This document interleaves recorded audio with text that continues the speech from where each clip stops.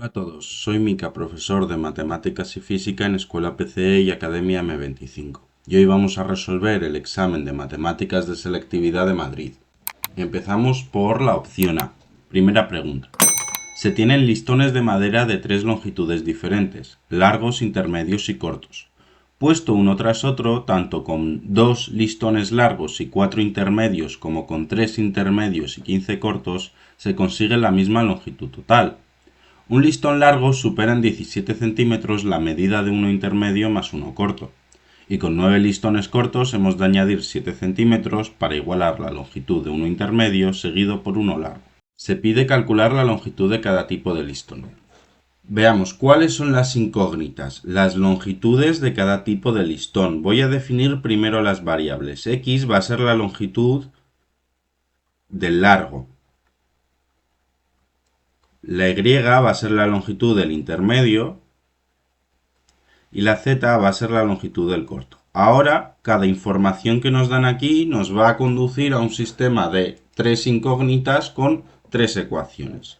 Veamos, la primera información me dice que si yo pongo dos listones largos y cuatro intermedios, eso va a medir lo mismo que tres intermedios y 15 cortos. Es decir, dos veces la longitud del largo más cuatro veces la longitud del intermedio va a ser igual a 3 veces la del intermedio más 15 veces la del corto.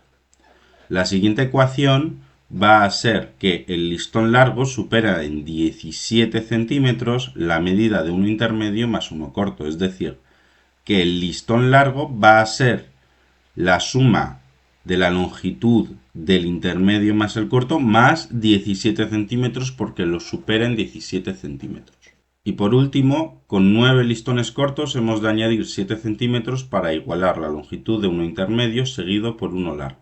Es decir, la suma de la longitud del largo y el intermedio me va a dar la misma cantidad que si yo pusiese 9 cortos más 7 veces ese valor. Ahora podemos reordenar este sistema de ecuaciones para llegar a una versión más cómoda con la que podamos trabajar. Si yo despejo voy a obtener lo siguiente. Igual a 17 y aquí x más y menos 9z igual a 7. Ahora lo único que nos queda hacer es resolver este sistema de ecuaciones por el método que veamos más oportuno. ¿Qué podemos hacer? Podemos sumar las dos ecuaciones primeras para que la variable y desaparezca. Haciendo eso vamos a tener 3x menos 16z igual a 17. Después puedo coger y sumar las dos ecuaciones estas para que la y se me vaya y voy a tener 2x menos 10z igual a 17 más 7 que es 24. Que tengo aquí un sistema de dos ecuaciones con dos incógnitas. Voy a multiplicar por 2 la primera y por 3 la tercera para poder eliminarme la variable x. Voy a tener 6x menos 32z igual a 17 por 2 que es 34. Y abajo voy a tener 6x menos 30z, 24 por 3, que es 72. Ahora puedo restar estas dos ecuaciones y voy a tener que estas desaparecen, menos 32 más 30 es menos 2z, 34 menos 72 es menos 38. De tal manera que z va a ser menos 38 entre menos 2, es decir, 19 centímetros, porque me dicen que todo esto está en centímetros. Teniendo aquí la z, puedo ir, por ejemplo, a esta ecuación, que la voy a dividir entre 2 para que se me quede más sencilla, y la x va a ser 12 veces más 5 por z. Ahora, tengo que hacer 12 más 5 por 19 y obtengo 107 centímetros. Finalmente puedo ir, por ejemplo, a esta ecuación, a la última, y despejar la y. La y va a ser 7 más 9z menos x. Esto es 7 más 9 por 19 menos 107. Y esto me va a dar 71 centímetros. Y esta es la solución final del ejercicio. El listón largo va a medir 107 centímetros, el listón intermedio va a medir 71 centímetros y el listón corto va a medir 19 centímetros. Con esto ya hemos terminado con el ejercicio 1. Vamos con el ejercicio 2. Para la función que nos dan en el enunciado se pide en el apartado A calcular la ecuación de la recta tangente en x igual a pi. ¿Cuál es la fórmula de la ecuación de la recta tangente de una función en un punto? Pues lo que voy a poner a continuación. ¿De qué se trata este apartado? De evaluar la función en pi, que lo voy a hacer. Tengo pi a la cuarta más pi por pi al cubo más pi al cuadrado por pi al cuadrado más pi al cubo por pi más pi a la cuarta. Tengo 5 pi a la cuarta, tengo 5 veces el mismo valor. Y ahora para hacer f' de pi tengo que derivar la función, obteniendo 4x al cubo más 3pi x cuadrado más 2pi cuadrado x más pi al cubo. Evalúo esto en pi, obteniendo 4pi al cubo más 3pi por pi al cuadrado más 2pi al cuadrado por pi más pi al cubo. De tal manera que aquí tengo 4pi al cubo más 3pi al cubo más 2pi al cubo más pi al cubo. Aquí tengo 3 y 3, 6, más 4, 10pi al cubo. Finalmente, la ecuación de la recta tangente va a ser y menos 5pi a la cuarta igual a 10pi al cubo por x menos pi. Si lo queremos dejar un poco más bonito, podemos operar la parte de la derecha, obteniendo 10pi al cubo por x menos 10pi a la cuarta. Y fijaos que si yo paso este valor a la derecha, va a ir sumando y esto me va a dar menos 5pi a la cuarta. Así que la ecuación de la recta tangente a la función en el punto pi va a ser esta. 10pi al cubo por x menos 5pi a la cuarta. Con esto ya hemos terminado con el apartado A.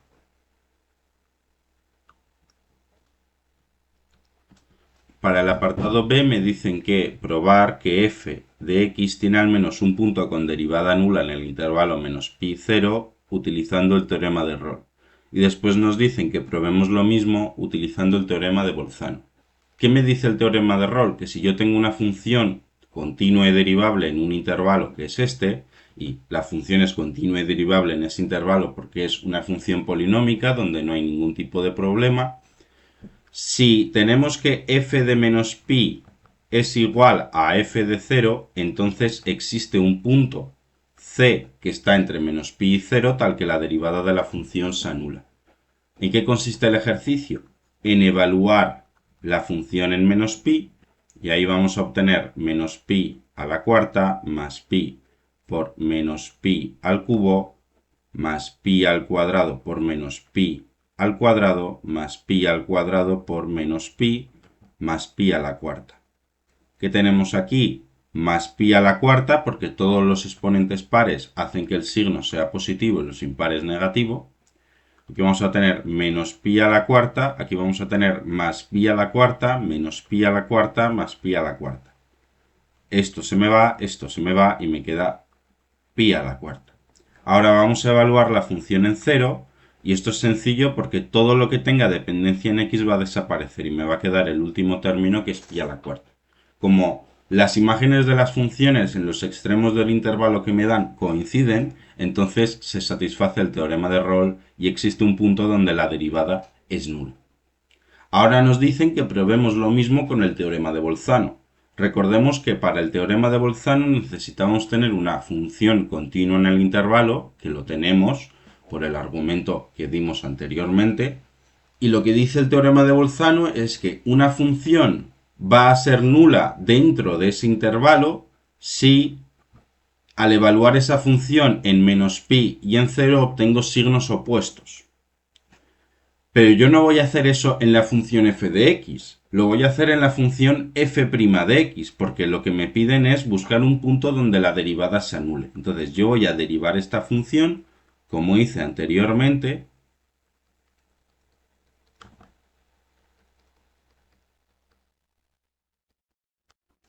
Y a esta función le voy a aplicar el teorema de Bolzano. Voy a evaluar esto en menos pi, obteniendo menos 4pi al cubo más 3pi por pi al cuadrado menos 2pi al cuadrado por pi más pi al cubo. Aquí tengo menos 4 más 3 menos 2 más 1. Esto va a ser menos 1 más 1, 0. Me va a dar menos 2pi al cubo.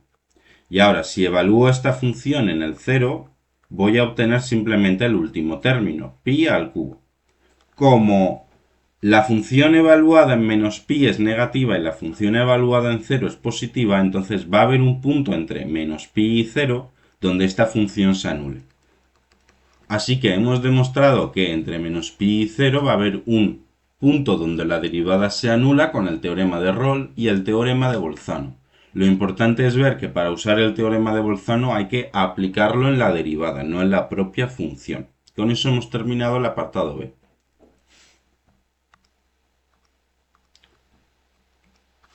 Para el apartado C me definen una función que es la función propia pero en menos x. ¿Qué va a pasar? Que todos los términos impares van a cambiar de signo. Menos pi al cubo por x más pi a la cuarta. Y ya tengo esta función, la anterior, que es la misma pero en todo positivo.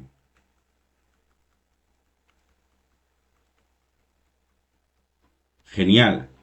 ¿Qué tenemos que hacer para calcular áreas? Primero, igualar estas dos funciones para ver si hay un punto de intersección, y si hay un punto de intersección en este intervalo, pues tendremos que separar la integral. Esperemos que no ocurra porque va a ser un lío.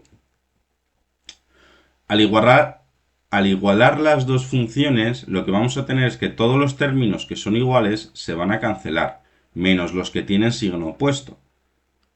De manera simplificada, lo que voy a tener es que la parte de g de x va a ser igual a la parte de f de x de esta manera, porque como he dicho antes, todo lo que sea igual se va a cancelar. Ahora, si paso todo a un lado, voy a tener lo siguiente, igualado a 0. Me puedo cargar un 2pi y voy a tener x al cubo más pi al cuadrado por x igual a 0. Si saco factor común la x, voy a tener x por x cuadrado más pi cuadrado igual a 0. La solución de esta ecuación va a venir dada por la solución de la primera y la solución de la segunda. ¿Qué pasa? Que la segunda no va a tener solución porque esto no va a dar un número real. No existe esta solución. Así que estas dos funciones solo se intersecan en el 0. Y eso es algo positivo porque lo que voy a tener yo es la integral de 0 a pi y voy a tener aquí la resta de las dos funciones. Si no quiero que me salga la integral el área en negativo, voy a restar la grande menos la pequeña. Si no visualizamos las gráficas de esta función, la grande es f de x porque tiene todo en positivo y estoy en un intervalo positivo de 0 a pi. La pequeña va a ser g de x porque tiene dos puntos, bueno, tiene dos términos, mejor dicho, que son negativos y va a hacer que baje el valor de la función. Entonces, yo tengo que efectuar esta integral. F de x menos g de x va a dar lo que tengo aquí en el fondo. Si lo restáis va a dar eso. Esto es la integral de 0 a pi de 2pi por x al cubo más 2pi al cubo por x diferencial de x. Ahora simplemente queda integrar. La integral de la primera va a ser 2pi por x a la cuarta entre 4 y la de la segunda va a ser 2pi al cubo por x cuadrado entre 2. Esto entre 0 y pi. Si queremos simplificar un poco más estos términos, el 2 de arriba lo voy a tachar con el 4 de abajo y me va a quedar un 2, y aquí estos 2 van a desaparecer. Ahora tengo que evaluar la función que me ha salido en pi y restarlo lo mismo pero evaluado en 0. Como la parte del 0 va a afectar al x a la cuarta y al x cuadrado, lo que voy a tener en el fondo es pi por pi a la cuarta entre 2 más pi al cubo por pi al cuadrado menos 0. Y esto es pi a la quinta entre 2 más pi a la quinta. Esto es 3 medios de pi a la quinta. Y tengo aquí pi a la quinta entre 2 más pi a la quinta. Aquí lo que tengo es un medio más 1, eso es 3 medios. Esto me va a dar 3 medios de pi a la quinta unidades cuadradas. Y con esto ya he respondido al apartado C y he terminado la pregunta 2. Pasemos a la pregunta 3. Dado los puntos A001 y B110, se pide hallar la ecuación del plano que pasa por los puntos A y B y es perpendicular al plano z igual a 0. Vamos a situar aquí el plano z igual a 0. ¿Qué significa que el plano que nos piden sea perpendicular a este plano z igual a 0? Pues aquí voy a plantar un plano perpendicular a este y voy a ver qué pasa con sus vectores normales. El vector normal de z igual a 0 va hacia allá y el vector normal de este plano perpendicular va a ir hacia allá. ¿Qué tenemos? Que el vector normal de mi plano tiene que ser perpendicular al vector normal del plano z igual a 0. O también puedo ver que el vector normal al plano z igual a 0 va a ser un vector que viva en el plano perpendicular. Entonces, la estrategia es usar el punto A como punto por el que pasa el plano, calcular el vector director de A a B, que va a ser el vector director de la recta, obteniendo el 1, 1, menos 1, y usar el vector perpendicular al plano z igual a 0, que va a ser el 0, 0, 1, como vector director del plano. Estos son los dos vectores directores del plano. Ahora simplemente me queda usar la fórmula que me dice cómo hallar la ecuación del plano a partir de estos ingredientes. Tengo que hacer un determinante que tenga en la parte de arriba x menos el punto por el que pasa que es 0, y menos el punto por el que pasa que es 0, z menos el punto por el que pasa que es el 1. Aquí coloco en la segunda fila uno de los dos vectores directores y abajo voy a colocar el último. Y este determinante tiene que estar igualado a 0. Podemos efectuar este determinante de la manera en la que queramos, pero como aquí tengo 0, 0, puedo tachar esta fila y esta columna y me va a quedar 1 por x y 1, 1, esto me va a dar x menos y. Y esto tiene que ser igual a 0. Así que el plano pedido en el apartado A es el plano x menos y igual a 0. Con esto ya hemos terminado el apartado A.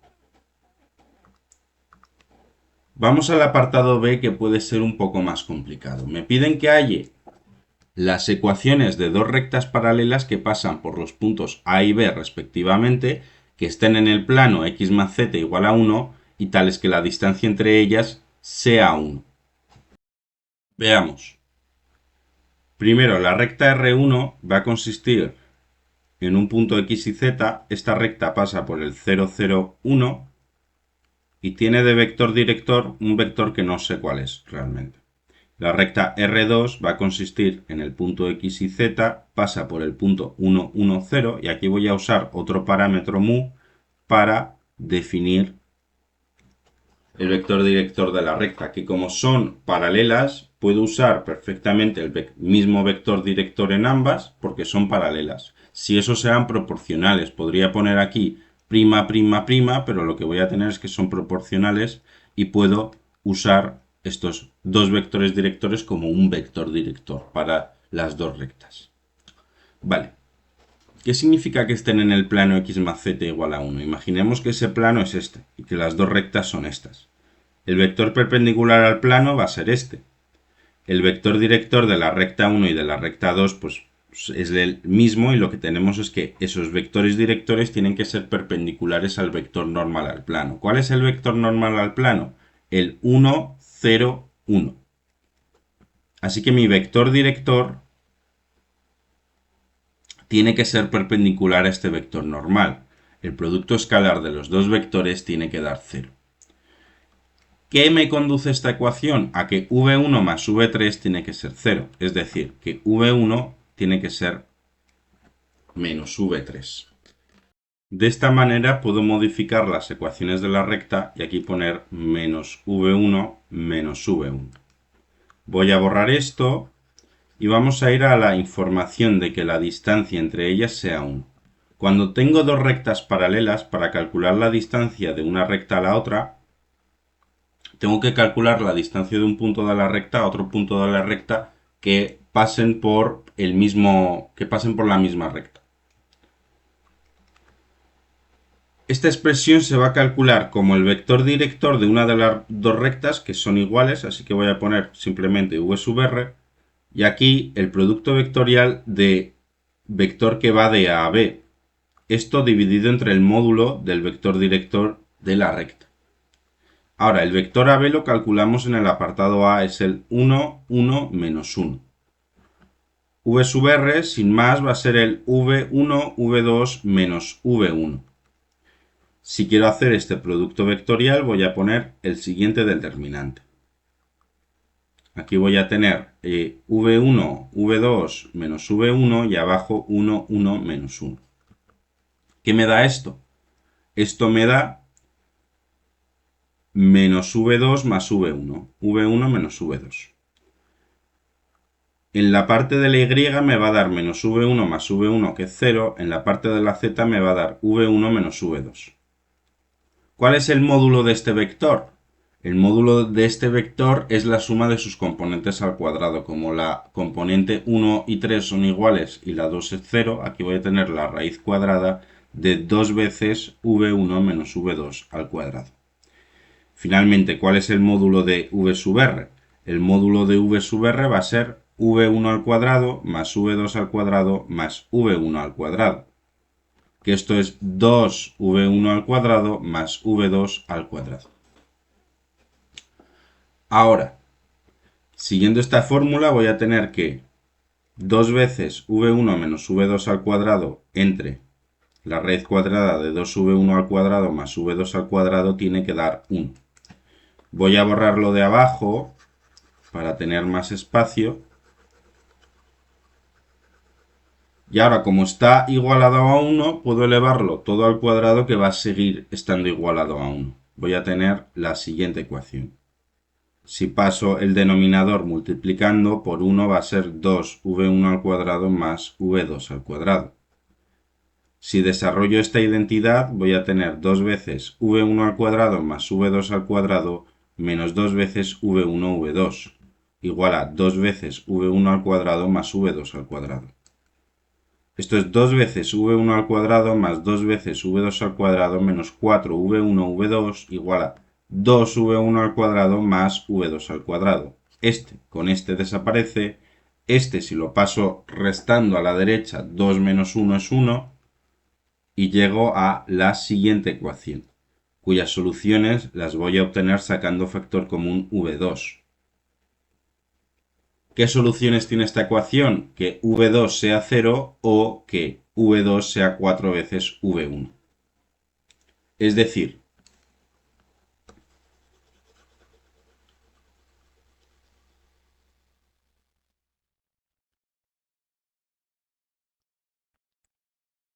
tengo dos pares de rectas que satisfacen todas las condiciones del enunciado. El primer par de rectas va a pasar por el punto R1, el A, y aquí voy a tener el V1, 0 menos V1, y aquí voy a tener 1, 1, 0 más mu V1, 0 menos V1.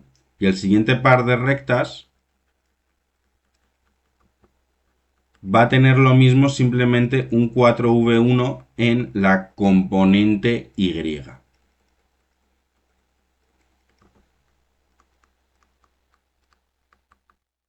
Yo podría sacar el V1 de todos los lugares y absorberlo en el parámetro y tendría que el vector director del primer par de rectas es el 1, 0, menos 1 y del segundo es el 1, 4, menos 1. Y todo esto satisface la condición que me da el enunciado. Con esto hemos terminado la pregunta 3. Vamos a la pregunta 4. Pregunta 4. Sabiendo que la probabilidad de A complementario es esa, la resta de las probabilidades condicionadas de I y B es ese otro valor y que la probabilidad de la intersección de A y el complementario de B es ese otro valor, se pide calcular en el apartado A la probabilidad de la intersección de A y B y la probabilidad de B. Vamos a ir desmenuzando todo lo que nos da el enunciado. La probabilidad de A complementario es 11 entre 20, por lo que la probabilidad de A es 1 menos este valor, obteniendo 9 entre 20. La probabilidad de A sabiendo que ha salido de B menos la probabilidad de B sabiendo que ha salido A da 1 partido entre 24. Esto equivale a la probabilidad de la intersección de A y B entre la probabilidad de B y lo otro equivale a la intersección de A y B entre la probabilidad de A. Y esto da 1 partido de 24. Finalmente, la probabilidad de la intersección de A y el complementario de B es la probabilidad de A menos la probabilidad de la intersección de A y B. Y esto da 3 entre 10. Ahora me piden este valor primero, así que lo puedo obtener de la segunda ecuación, sacando factor común. Si saco factor común voy a tener 1 partido de la probabilidad de B menos 1 partido de la probabilidad de A, que eso ya lo tengo, 20 entre 9, y esto va a ser 1 partido de 24. Realmente aquí tengo la incógnita primera y la incógnita segunda. Tengo que ir a la tercera ecuación, donde aparece la probabilidad de A y una de las dos cosas que me piden. Así que voy a esa y ahí tendría que la probabilidad de A, que es 9 entre 20 menos lo que me piden, tiene que dar 3 entre 10. Así que si lo despejo voy a obtener lo siguiente. Sin necesidad de la calculadora multiplico y divido por 2 y voy a tener 9 menos 6, que es 3. Así que esto va a ser 3 veinteavos. La probabilidad de la intersección es este valor. Sabiendo eso, puedo sacar la probabilidad de B con esta ecuación. Aquí voy a tener 3 entre 20 igual a 1 partido de la probabilidad de B menos 20 entre 9 igual a un 24avo. Voy a borrar esto para seguir escribiendo. Voy a pasar este número multiplicando. Esto va a equivaler a 1 partido de la probabilidad de B menos 20 entre 9 igual a un 24avo por 20 entre 3. Finalmente paso este valor sumando, más 20 entre 9, y si opero esto va a dar 5 medios, pero aquí tenemos que 1 partido de la probabilidad de B es 5 medios, por lo que la probabilidad de B es 2 entre 5, la inversa de ese número. Y aquí tengo ya resuelto el apartado A. Voy a poner también la probabilidad de la intersección para que se vea claro. Y esta sería la solución del apartado A. En el apartado B me piden que calcule la probabilidad de C, siendo C otro suceso del espacio muestral independiente de A muy importante que verifica que la unión de A y C da 14 entre 25.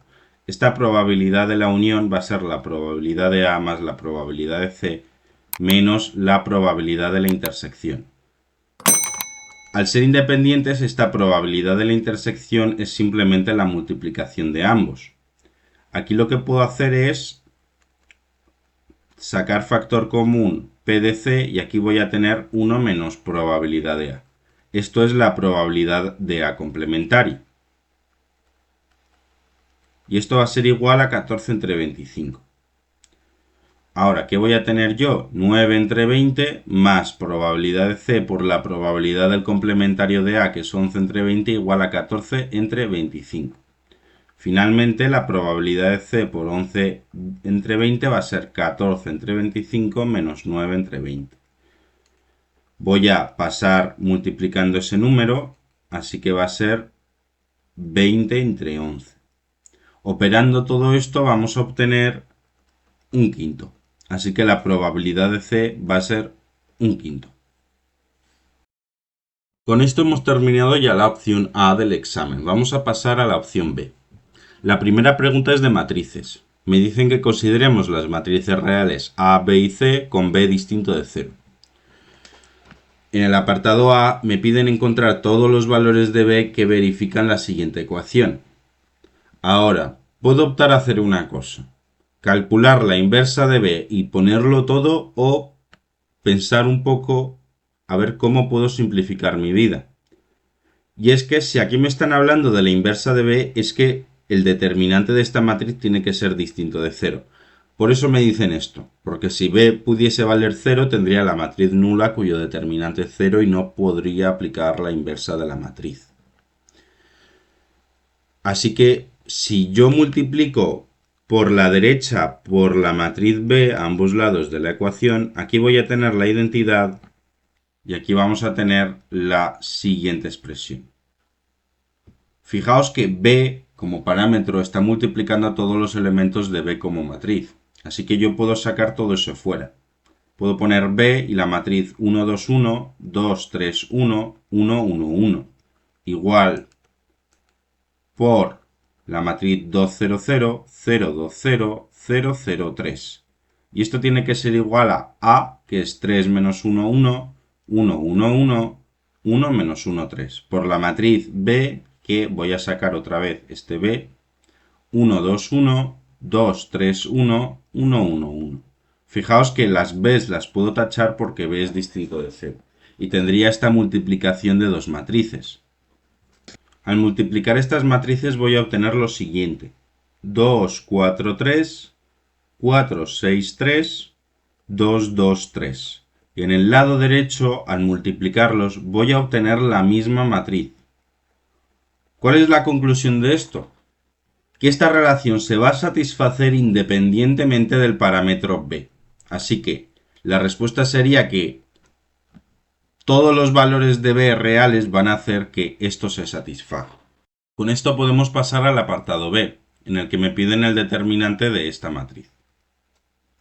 ¿Qué tenemos que tener en cuenta? Que cuando tengo un producto de matrices en un determinante puedo separarlo en el producto de los determinantes. Y aparte, el determinante de la traspuesta de A es lo mismo que el determinante de A.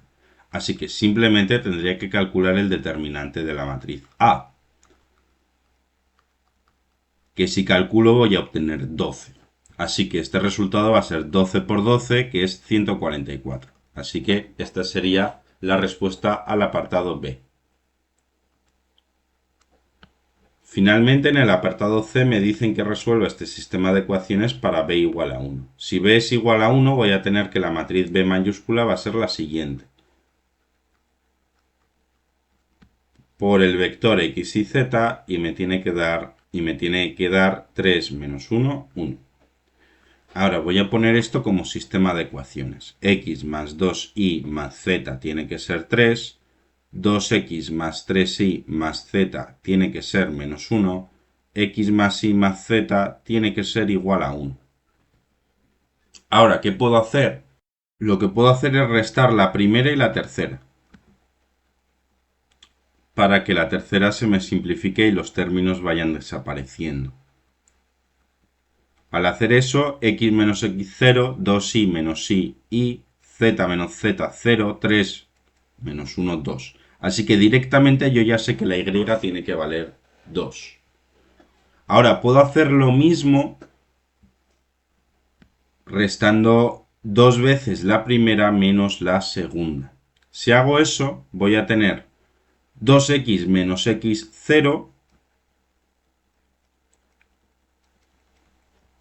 2x menos x0, 4y menos 3y más y, 2z menos z, z, 6 menos 1, 7. Y aparte tengo que la y vale 2.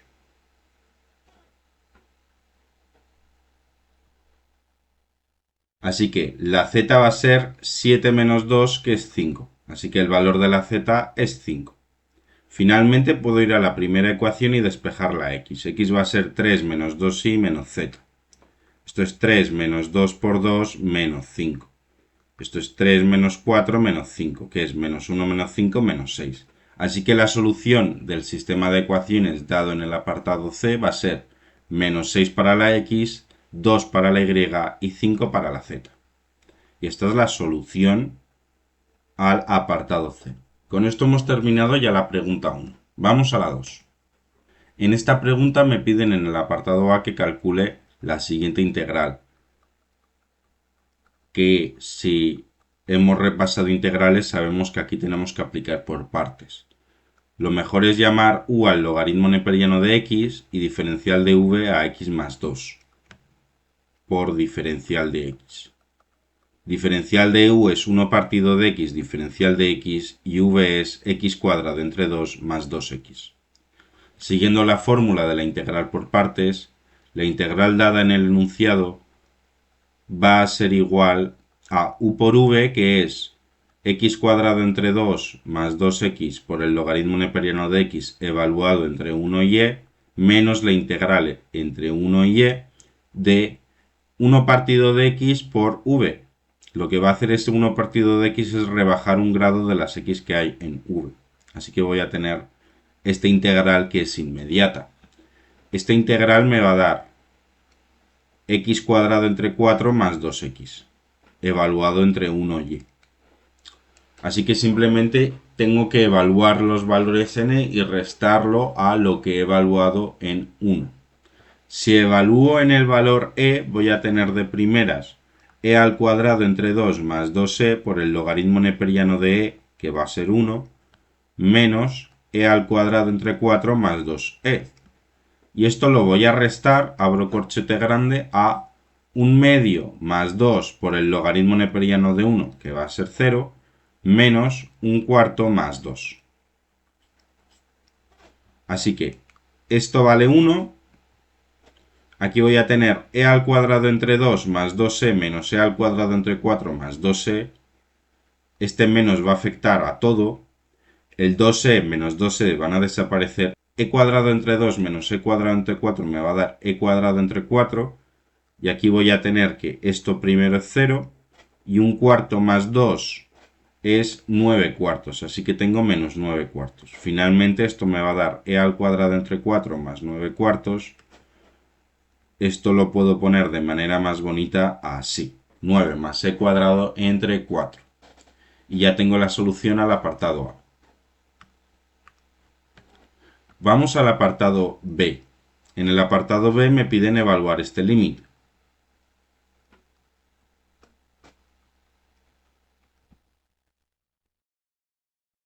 Si evalúo el x igual a pi medios, aquí voy a tener tangente de pi cuartos elevado a 1 partido de coseno de pi medios, que es 0. Esto es 1 elevado a infinito. Así que nos encontramos en una indeterminación 1 elevado a infinito. ¿Cómo lo vamos a resolver? Pues esto va a ser igual a la exponencial del límite de x cuando tiende a pi medios de tangente de x medios menos 1 por el exponente, que es 1 partido de coseno de x. Cuando efectuamos este límite, lo voy a poner aquí por separado.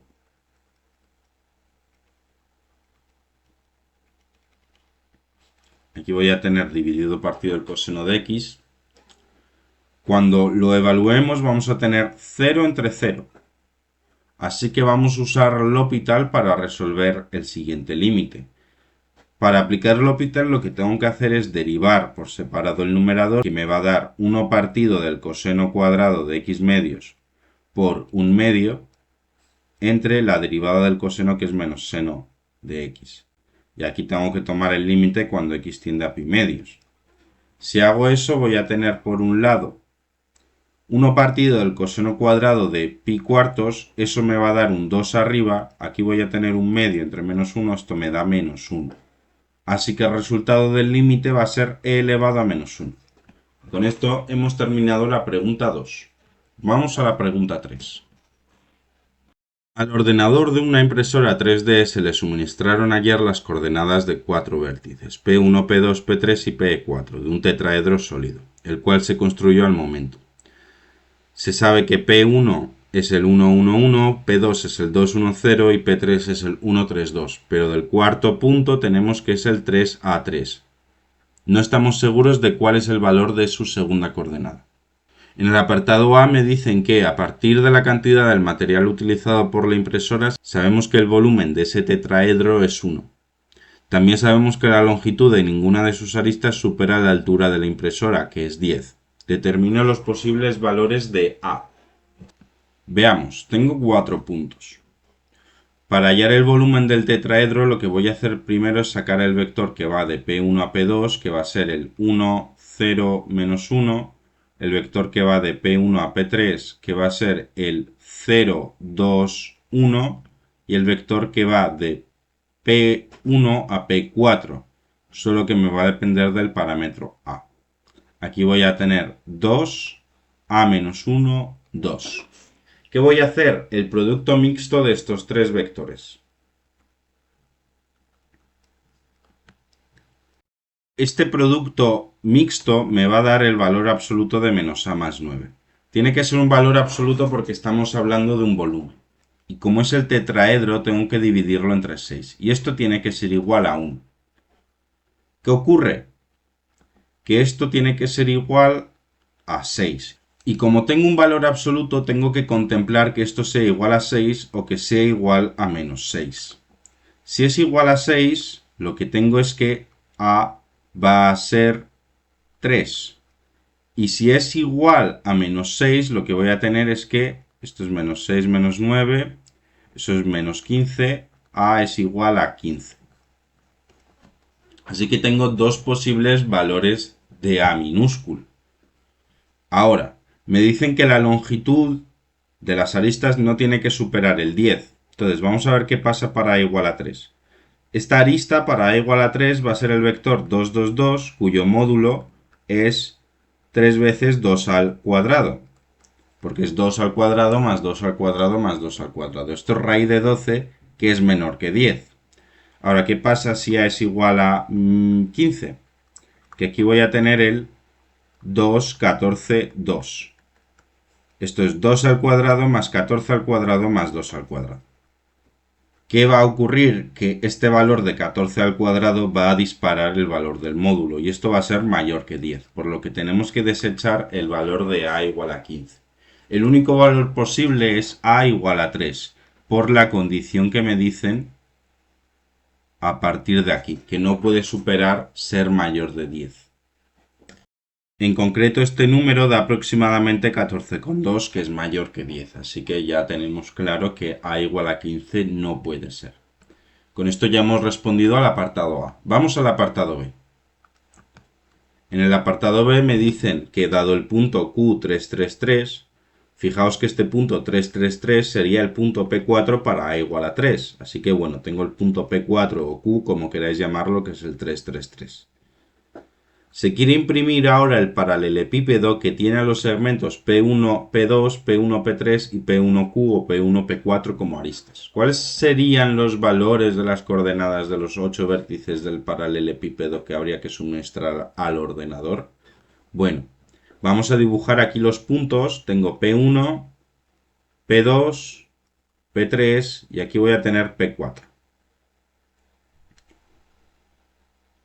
Aquí tengo el vector que va de P1 a P2 que voy a llamar A. Ese vector A era el 1, 0, menos 1.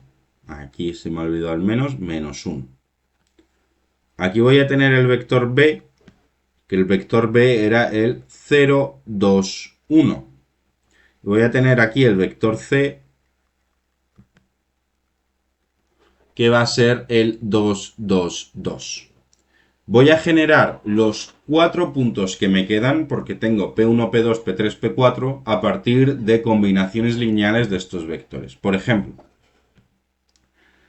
si yo sumo el vector A y el vector B, voy a obtener el punto que va a estar aquí, que voy a llamar P5. Si yo sumo el vector A y el vector B, obtengo este otro vector que en verdad es el vector que va de P1 a P5. Yo tendría que restar P5 menos P1 para obtener el vector que va de P1 a P5 y esto va a coincidir con la suma de A y B. Así que tengo que el valor P5 va a ser el punto 1, que es el 1, 1, 1, más la suma de estos dos vectores. Obteniendo así el 2, 3, 1 menos 1, 0, 1. 2, 3, 1. Ahí ya tengo el primer punto, el P5. 2, 1, 3, sí, 1 menos 1, 0. Y el 1. Vale, tengo el punto P5. ¿Qué vamos a hacer ahora? Lo mismo. Vamos a ver qué pasa si combinamos, por ejemplo, A y el C. Si yo sumo el A y el C, me va a dar otra coordenada del paralelepípedo aquí. Una coordenada que esté, pues si hacemos la suma vectorial de A y C, nos va a dar, en este caso, un vector que esté hacia allá.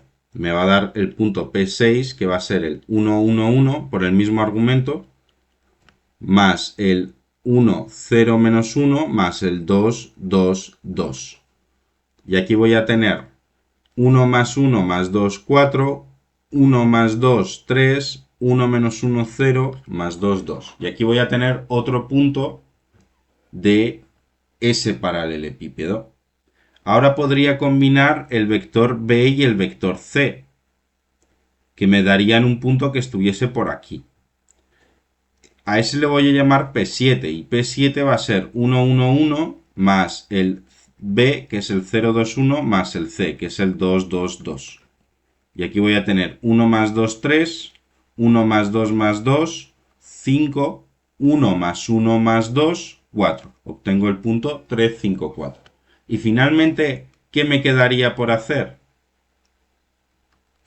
Aquí al final tendría que dibujar el paralelepípedo de una manera en específico.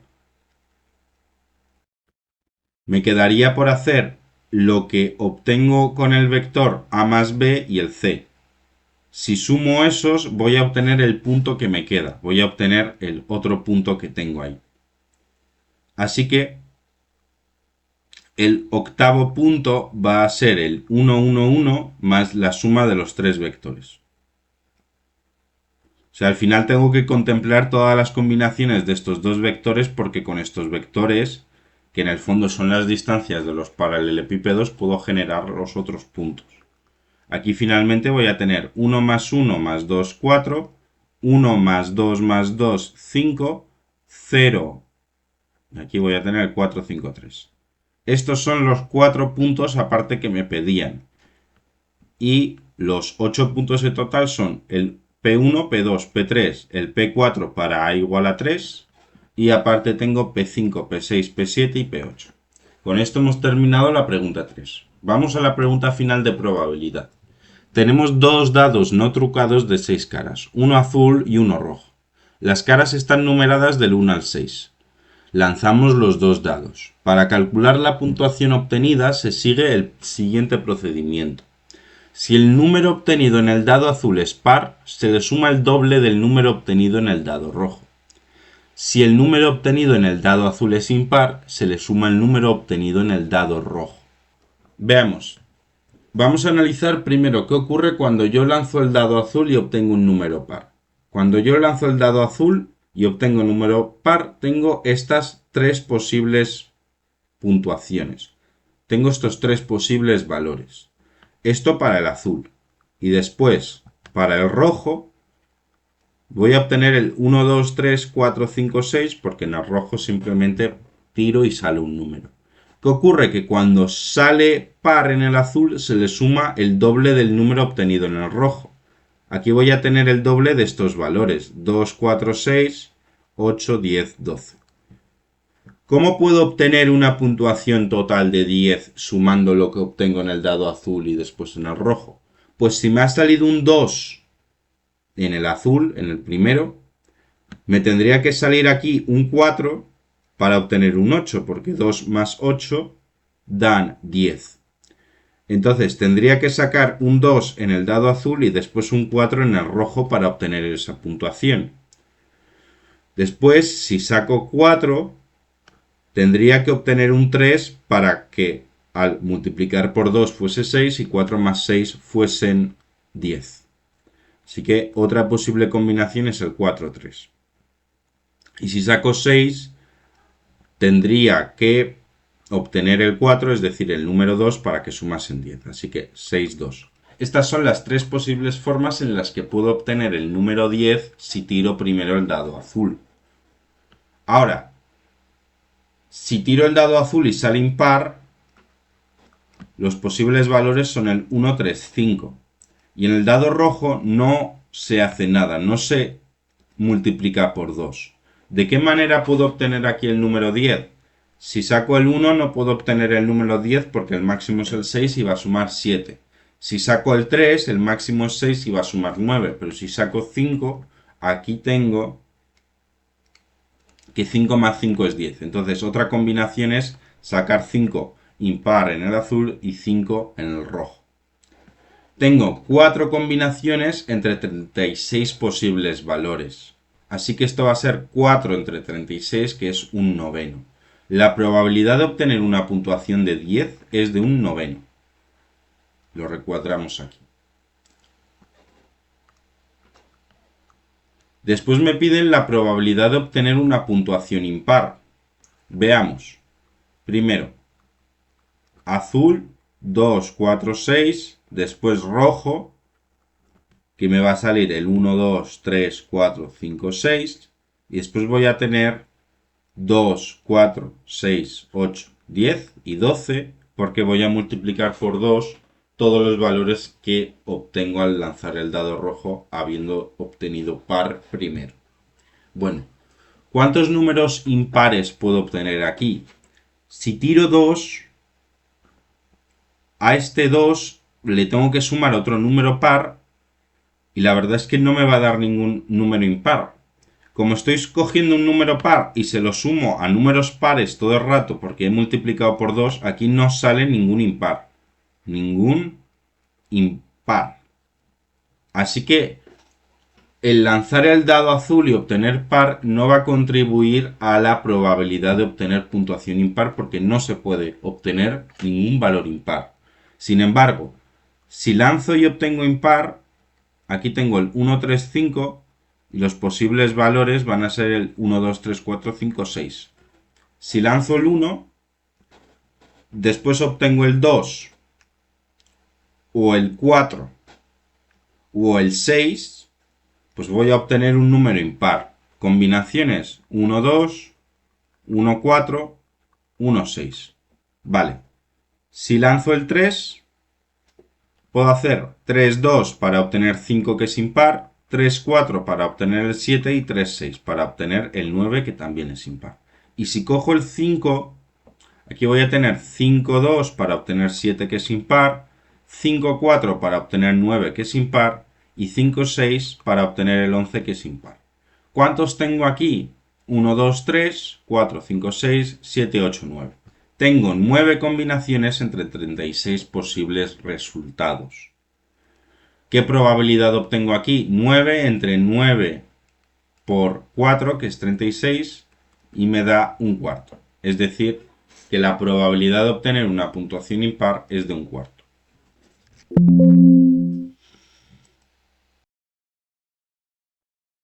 Con esto podemos responder ya al apartado B. Calcular la probabilidad de haber obtenido un número par en el dado azul sabiendo que la puntuación final ha sido 8. Veamos. En el dado azul, si obtengo par, 2, 4, 6, y después si lanzo el rojo, los valores que voy a obtener son estos, pero al multiplicarlo por 2, pues lo multiplico todo por 2 para ya calcular las puntuaciones finales. Vale. ¿De qué manera puedo obtener 8 sacando par en el dado azul? Bueno, pues haciendo, por ejemplo, 2 más 6. Sí, 2 más 6. Después 4 más 4. 4, 4. Y después el 6 y el 2. El 6 y el 2 van a sumar 8 también. Para el dado azul obteniendo impar, saco el 1, 3, 5. Y cuando lanzo el rojo, tengo el 1, 2, 3, 4, 5, 6. En el caso impar, puedo obtener 8, por ejemplo, con el 1 no puedo obtener 8 porque tendría que hacer como mucho 1 más 6, que es 7, pero con el 3 y después el 5 obtengo 8 o el 5, 3. Entonces yo tengo que hay 3 posibles combinaciones que salen de azul par entre 5 totales. Entonces esto va a ser 3 combinaciones entre los totales que hay en estos sucesos, que son 5. Entonces la probabilidad de haber obtenido un número par habiendo obtenido una puntuación final de 8, lo voy a poner simbólicamente así, va a ser 3/5. Por otro lado, me piden calcular la probabilidad de haber obtenido un número impar en el dado rojo sabiendo que la puntuación final ha sido un número par. Vamos a poner lo mismo que he puesto todo el rato. Si saco azul par, obtengo estos valores y las puntuaciones van a ser la suma de estos valores. 8, 10, 12. Me piden calcular la probabilidad de haber obtenido un número impar en el dado rojo sabiendo que la puntuación final ha sido un número par. Vale. ¿Cuántos números pares puedo obtener lanzando par en el dado azul? Bueno, puedo tener el 2, 2 que da 4. Bueno, 2, 1 mejor dicho, para obtener el 4. El 2, 2 para obtener 4. El 2, 3 para obtener 6. El 2, 4 para obtener 8. El 2, 5 para obtener 10 y el 2, 6 para obtener 12. Lo que vemos es que para cada número que hay aquí siempre voy a obtener un número par. Aquí me han salido 6 combinaciones porque tengo 6 posibles valores. Como tengo aparte 3, voy a tener 3 por 6, 18 combinaciones totales que me dan lugar a un número par. Si saco impar, tengo el 1, 3, 5 y las puntuaciones ahora son 1, 2, 3, 4, 5, 6. ¿De qué manera puedo obtener número par aquí? Pues 1, 1 obtengo par, que es 2. 1, 3 obtengo par, que es 4. 1, 5 también obtengo par. Aquí ya tengo 3. Para el 3 voy a tener 3, 1, 3, 3, 3, 5. Y para el 5 voy a tener el 5, 1, 5, 1, 5, 3, 5, 5. Y ya está. Aquí tengo 9 posibles combinaciones que me dan lugar a un número par. 9 combinaciones. ¿Cuántas posibilidades tengo? 18 más 9. 27. Tengo que dividir entre 27. ¿Y cuáles de ellos son los que vienen del dado rojo número impar? 9 de ellas. Tengo que hacer 9 entre 27, que va a ser 1/3. Así que esta probabilidad es de 1/3. Y con esto ya hemos terminado el examen de selectividad de Matemáticas 2 de Madrid. Espero que os haya servido y nos vemos en otro vídeo. Hasta luego. En Academia M25 creamos futuro.